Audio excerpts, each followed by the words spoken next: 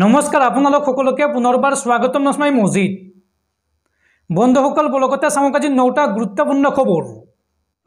প্ৰথমটো খবৰ, আজি অনুষ্ঠিত হ'ব এডিআৰইৰ তৃতীয় বৰ্গৰ নিযুক্তি পৰীক্ষা আৰু এই নিযুক্তি পৰীক্ষাৰ বাবে সমগ্ৰ অসমত কৰ্তন কৰা হ'ব ইণ্টাৰনেট সেৱা।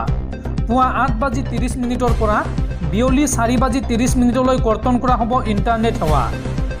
ৰাজ্য চৰকাৰে জাৰি কৰিছে এই নিৰ্দেশনা। পৰৱৰ্তী খবৰ, দেওবাৰে অৰ্থাৎ আজি অনুষ্ঠিত হ'ব এডিআৰইৰ তৃতীয় বৰ্গৰ নিযুক্তি পৰীক্ষা। সৰ্বমুঠ 5,295টা পদৰ বাবে অৱতীৰ্ণ হ'ব ৰাজ্যৰ মুঠ 7,34,080 গৰাকী প্ৰাৰ্থী। ৰাজ্যৰ 27খন জিলাৰ 822টা কেন্দ্ৰত অনুষ্ঠিত হ'ব এই পৰীক্ষা। আজিৰ দিনটোত দুবেলা পৰীক্ষা অনুষ্ঠিত হ'ব। আগবেলা স্নাতক আৰু পাঁচবেলা মেট্ৰিক উত্তীৰ্ণ পদৰ বাবে অনুষ্ঠিত হ'ব পৰীক্ষা। পৰৱৰ্তী খবৰ, কংগ্ৰেছ নেতাই অপমান কৰিছে অসমক, যাৰ বাবে কংগ্ৰেছ বিৰোধী শ্লোগানেৰে ৰাজীৱ ভৱন ঘেৰাও বিজেপিৰ। অসমত ছেমিকণ্ডাক্টৰ প্ৰকল্প কিয় লাগে বুলি মন্তব্য কৰিছিল কংগ্ৰেছৰ ৰাষ্ট্ৰীয় অধ্যক্ষ মল্লিকাৰ্জুন খাৰ্গেৰ পুত্ৰ প্ৰিয়ংক খাৰ্গে। আৰু প্ৰিয়ংক খাৰ্গেৰ এই মন্তব্যক লৈ এতিয়া উত্তাল প্ৰতিবাদ বিজেপিৰ। আৰক্ষীৰ সৈতে প্ৰতিবাদকাৰী খণ্ডযুদ্ধ, ঘটনাস্থলীত উত্তপ্ত পৰিস্থিতি। আৰু ইফালে বিজেপিৰ বিৰুদ্ধে কংগ্ৰেছে সাব্যস্ত কৰিলে প্ৰতিবাদ। কংগ্ৰেছ নেতা প্ৰিয়ংক খাৰ্গেৰ টুইটে কঁপাইছে ৰাজ্য। ৰাজীৱ ভৱনৰ সন্মুখত বিজেপিৰ যুৱ মৰ্চাৰ প্ৰতিবাদ। প্ৰিয়ংক খাৰ্গেৰ টুইটৰ বিৰুদ্ধে ওলাই আহিল বিজেপিৰ যুৱ মৰ্চা।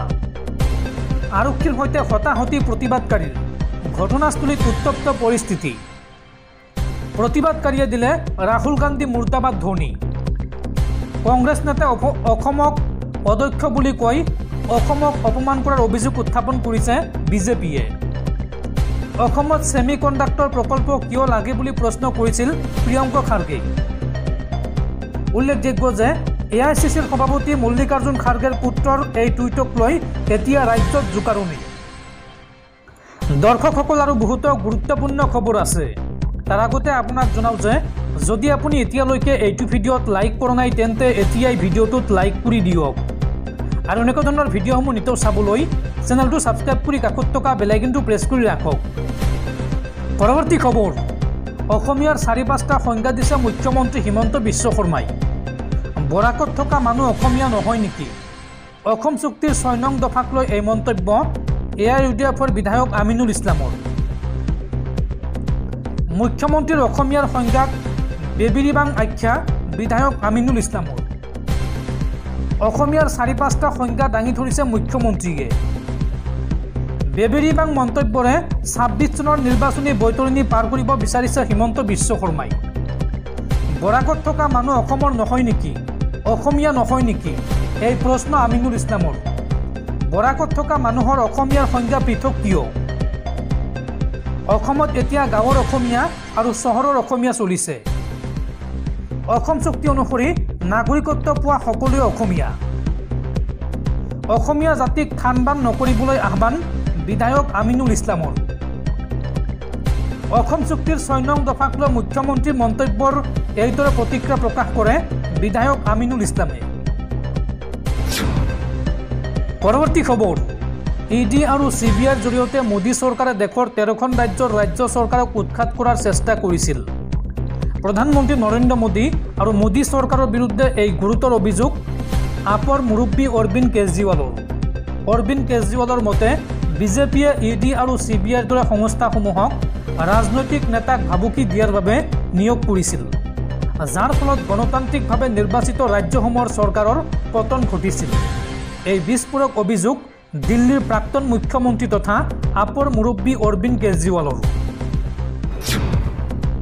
পৰৱৰ্তী খবৰ, গোলাবাৰুদৰ শব্দত পুনৰ কঁপি উঠিছে মধ্যপ্ৰাচ্য।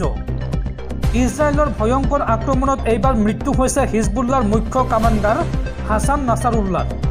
32 বছৰ ধৰি সংগঠনটোৰ দায়িত্বত আছিল হাছান নাছাৰুল্লাহ। আৰু নাছাৰুল্লাহৰ লগতে তেওঁৰ কন্যাও নিহত হোৱাৰ দাবী কৰিলে ইজৰাইলী সেনাই। মধ্যপ্ৰাচ্যত যুদ্ধৰ তীব্ৰ উত্তেজনা। ইজৰাইলৰ ভয়ংকৰ আক্ৰমণত নিহত হৈছে হিজবুল্লাৰ মুখ্য কামাণ্ডাৰ। হাছান নাছাৰুল্লাহ। ৩২ বছৰ ধৰি সংগঠনটোৰ দায়িত্বত আছিল নাছাৰুল্লাহ।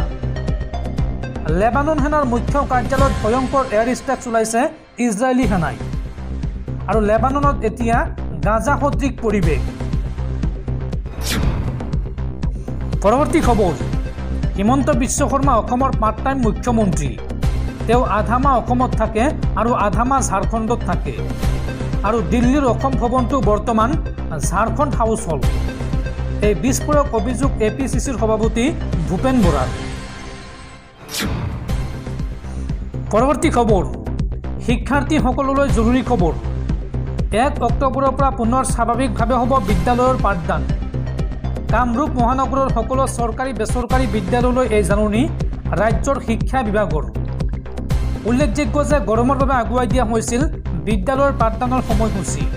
আৰু এতিয়া যিহেতু বতৰ সলনি হৈছে, ৰাজ্যত ঠাণ্ডা পৰিছে, গতিকে 1 অক্টোবৰৰ পৰা পুনৰ আগৰ দৰেই হ'ব বিদ্যালয়ত পাঠদান। পৰৱৰ্তী খবৰ, ৰাজ্যত সংঘটিত হৈছে বিয়াগুম কেলেংকাৰী। 4 কোটি টকাৰ কেলেংকাৰী সন্দৰ্ভত এইবাৰ মন্ত্ৰী যোগেন মোহনৰ 2 ব্যক্তিগত সহায়কক আটক আৰক্ষীৰ। শেহতীয়াকৈ 4 কোটি টকাৰ এক বিশাল কেলেংকাৰীৰ লগত জড়িত হোৱাৰ অপৰাধত আৰক্ষীয়ে গ্ৰেপ্তাৰ কৰিছিল বিজেপি নেতা অসীম কুমাৰ দাস আৰু বিৰিঞ্চি বৰকুটকী নামৰ এজন চৰকাৰী বিষয়াক। আৰু ইয়াৰ পিছতে শনিবাৰে আৰক্ষীৰ অপৰাধ শাখাই এই কেলেংকাৰীৰ লগত নাম সাঙুৰ খোৱা আন 2জন লোকক আটক কৰে।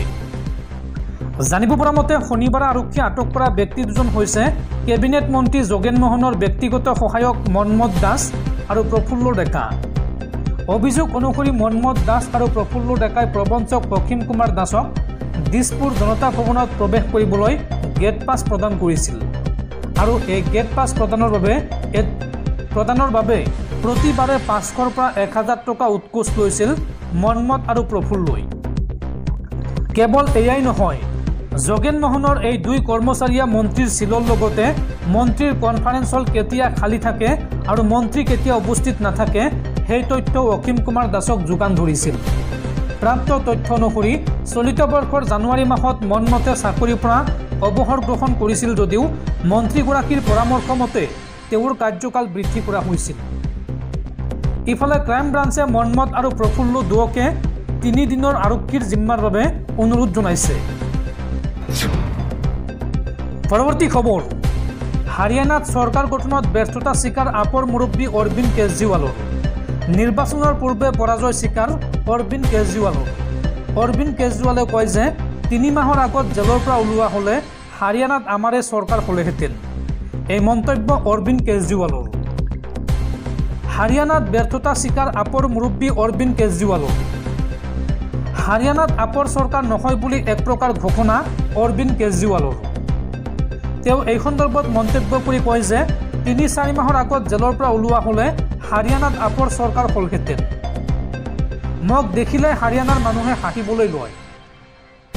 আন দলৰ নেতাক দেখাৰ লগে লগে মানুহে মূৰ ঘূৰাই দিয়ে। 10 দিনৰ আগত জেলৰ পৰা ওলাই আহিও আমি আত্মবিশ্বাসী। আমি ইমানেই আসন পাম যে বা আমাৰ পক্ষত ইমানেই আসন আহিব যে আপৰ অবিহনে হাৰিয়ানাত কোনেও চৰকাৰ গঠন কৰিব নোৱাৰিব। আৰু যি দলে চৰকাৰ গঠন কৰিব সেই চৰকাৰতে আমাৰ সমৰ্থন থাকিব। আৰু সেই চৰকাৰৰ দ্বাৰা আমি দিয়া 5টা গ্যাৰাণ্টি পূৰণ কৰিম। হাৰিয়ানাত নিৰ্বাচনী ৰণদংক বজাই এই মন্তব্য আপৰ মুৰব্বী অৰবিন্দ কেজৰিৱালৰ।